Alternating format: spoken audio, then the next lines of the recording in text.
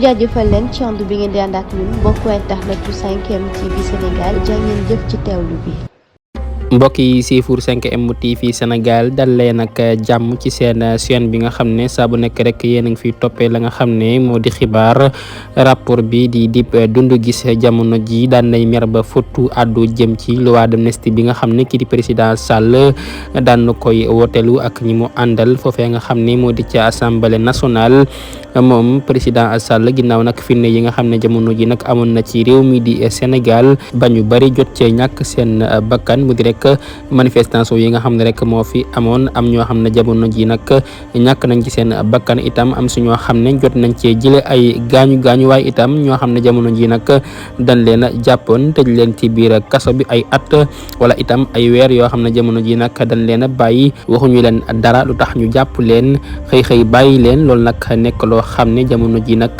lépp faras daal di xëddeen ndax kat loi d'amnistie bi nga xam ne kii di président Sall daf ko wooteelu ak ñi mu àndal foofee ca assemblée nationale tax ki nga xam ne rek moo di Dip Doundou Guiss mer ba futtu jëm ca loole di wax ne jamono ji daal li ko gën a métti ca àddunaam moo di rek loi d'amnistie bi nga xam ne jamono ji nag daan nañ koy teg ngir rek fàttali lépp loo xam ne rek moo fi amoon gas lépp suul loolu nekk na loo xam ne lu ñaaw la ndax kat ay sénégalais yoo xam ne daan nañuy dee ci loo xam ne jaaduwul benn yoon ak itam ay ndawi Sénégal yoo xam ne génn nañ di xeexal seen réew ñu jàpp leen tëj leen ci biir kaso bi ay at wala itam ay weer xëy bàyyi leen yàqal leen seen avenir loolu nag nekk na loo xam ne métti na ko lool su jékkee-jékki dégg rek ñu ne kat dañoo teg ab loi d'amnistie ngir rek gas lépp suul loolu nag nekk na loo xam ne lu ñaaw la ci am réew ñu àddu wax ci leneen mu di rek Lat Diop mi nga xam ne jamono ji nag daan nay jom mi jaaxle lool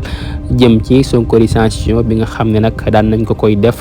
ginnaaw ba mu wootee am ndaje ngir rek waxtaan ak ñi nga xam ne ñoo di ndawi Sénégal waaye itam fay ñi nga xam ne rek ñoo di ndaw yi ay xaalis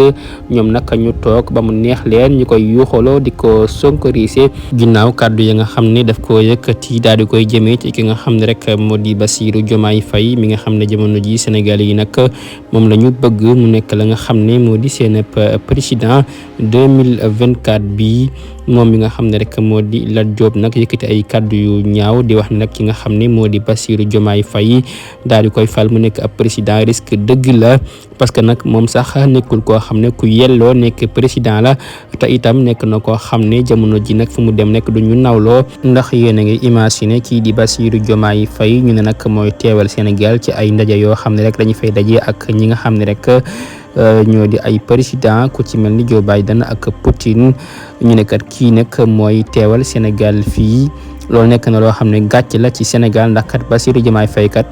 mérité wul di nekk ab président ginnaaw kàddu yooyu nag mu nekk kàddu yu ñaaw yoo xam ne jamono ji Sénégal yu bëri ñu ngi koy ñaawloo ko naqarlu jëm ci ki nga xam ne rek moo di Lat Diop mi nga xam ne rek moo fi nekkoon